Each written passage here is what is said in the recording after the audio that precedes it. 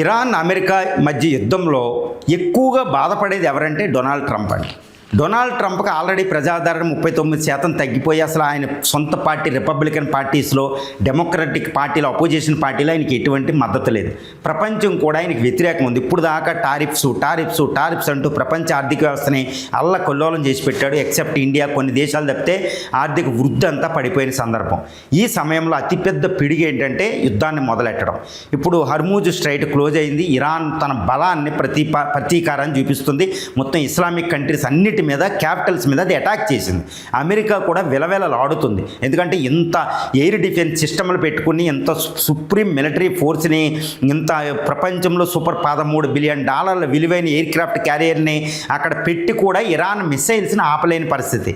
ఇజ్రాయెల్లో కూడా Tel Aviv పేలిపోతుంది. Israel the great Israel ఈరోజు ఇరానియన్ మిసైల్స్ కింద నలిగిపోతున్నారు. ప్రజలు బంకర్లో తలదాచుకుంటున్నారు.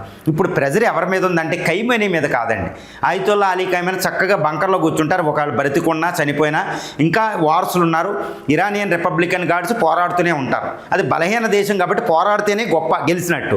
కానీ ట్రంప్ ఈ యుద్ధాన్ని కొన్ని రోజుల్లో ముగించకపోతే ఆయన మీద తీవ్రమైన ఒత్తిడి ఉంది. ఇరాన్ ఇలా లొంగే దేశం కాదు. అక్కడికి వెళ్ళి గ్రౌండ్ ఫోర్స్ అటాక్ చేసి ఇరాన్ లొంగ తీసుకుందామంటే 16 లక్షల చదరపు కిలోమీటర్లు భౌగోళికంగా లోపలికి వెళ్ళినోడు బయటికి రాడు. అది ఆఫ్ఘనిస్తాన్ కంటే శక్తివంతమైన దేశం, పర్షియన్ దేశం. కాబట్టి ఆ డిజర్ట్లో, ఆ మౌంటైన్స్లో అమెరికన్ ఫోర్స్ వెళ్ళి బయటికి రావు. కాబట్టి గ్రౌండ్ ఫోర్స్లు పంపించి టెల్ అవీవ్ ఆక్యుపై చేయలేవు. అదేవిధంగా ఎయిర్ ఫోర్స్ ఒకటి చేసిన ఎంతకాలమైనా యుద్ధం ముగియదు. కాబట్టి ట్రంప్ మీద తీవ్రమైన ఒత్తిడి ఉంది. ఈ యుద్ధంలో విలవిలలాడిపోయేది, ఎక్కువ టెన్షన్ తోటి ఉన్నది. ట్రంపే నిన్న ఫ్లోరిడాలో తన ఫామ్ బీచ్ నుంచి మాట్లాడుతూ ఉంటే ఆయన టోను, ఆయన బాడీ లాంగ్వేజ్ ఏంటంటే ఆయన ఒత్తిడిని సూచిస్తుంది. అంటే యుద్ధాన్ని పర్యవేక్షిస్తున్నారు కదా, నైట్ నిద్ర లేదు అనడానికి లేదండి, ఆయన వణుకుతున్నారట్టు తెలుస్తుంది. ఖైమనీ అలా మాట్లాడవలసిన అవసరం లేదు. ఒకవేళ బ్రతుకుంటే యుఎస్ కూడా తన CNN, ఈ మీడియాతో ఉపయోగించి ఒక ప్రోపగండా మెకానిజం క్రియేట్ చేస్తుంది, ఆ ఒత్తిడి. కానీ యుద్ధం ముగిసే అవకాశం ప్రస్తుతం లేదు. కాబట్టి ట్రంపే దీనికి బాధ్యుడు. కాబట్టి ఆయనే తీవ్రమైన ఒత్తిడి ఆయన మీద ఉంది. కాబట్టి ఆయనే ఒత్తిడికి, టెన్షన్కి గురవుతున్నాడని తెలుస్తుంది.